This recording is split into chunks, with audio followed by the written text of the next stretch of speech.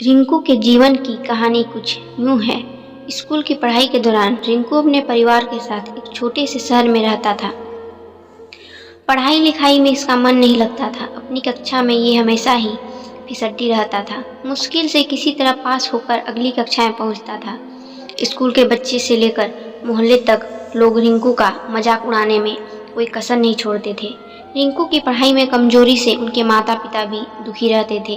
पढ़ाई में पिछड़ने का दुख तो रिंकू को भी होता था, परंतु कोशिश करने पर भी पढ़ाई में उसका मन नहीं लगता था। हर तरफ से उपेक्षा और तिरस्कार से दुखी होकर अंततः रिंकू ने पढ़ाई छोड़ने का मन बना लिया। अभी वह 10वीं कक्षा में था। उसकी पढ़ाई की जो स्थिति थी उससे बोर्ड की परीक्षा में उसे पास करने की उम्मीद लगभग न के बराबर थी। अपने जीवन से निराश रिंकू एक दिन जब स्कूल से घर लौट रहा था तो रास्ते में एक जगह रामायण की कथा हो रही थी। उस समय ओजस्वी स्वर में कथावाचक लंका कांड व्याख्या कर रहे थे। कथावाचक के ओजस्वी स्वर से बुरे ख्यालों में खोए रिंकू की तंद्रा भंग हुई और वह सम्मोहित होकर कथास्थल की ओर चल पड़ा।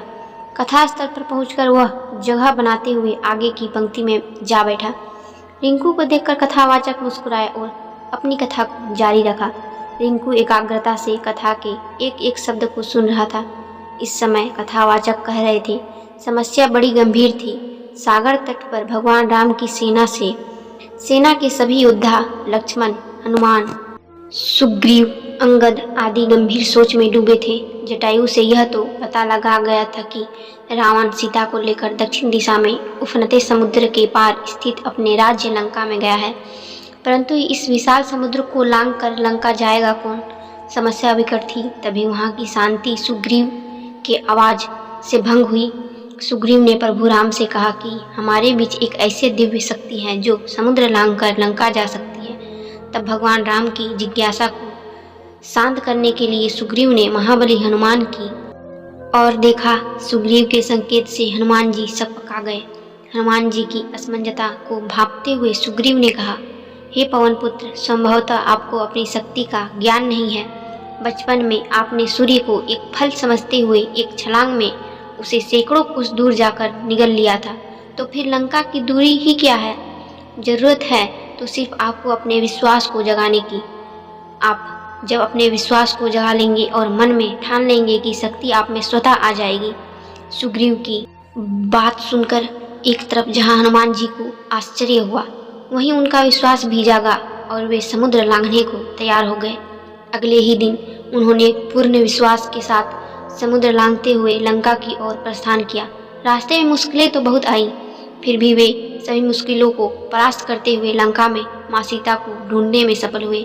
वहाँ कथावाचक ने एक एक शब्द को मंत्र मुग्ध होकर सुन रहे रिंकू का नया जन्म हो चुका था। कुछ समय पहले तक जिस रिंकू की आंखों से निराशा के भाव झलक रहे थे, अब उसकी आंखों में चमक थी। उसके शरीर में उत्साह और स्फूर्ति का संचार होने लगा था।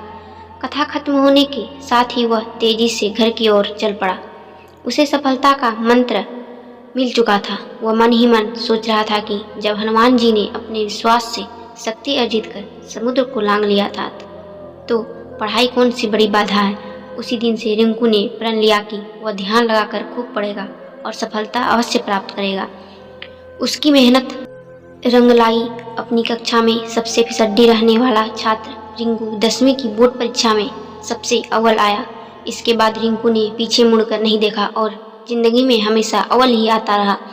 वह लोक सेवा की परीक्षा में भी प्रथम स्थान आया और अपने आप पर विश्वास की बदौलत वह सरकारी महकमे में भी पदोन्नति पाते हुए ऊंचे ओहदे तक पहुंच गया। कहानी से शिक्षा, विश्वास की शक्ति को साबित करने के लिए रिंकू का जीवन तो बस एक उदाहरण है। कहानी अच्छी लगी तो लाइक करें और कमेंट करके हमें जरूर बताएं और चैनल को सब्सक्राइब करना ना भूलें।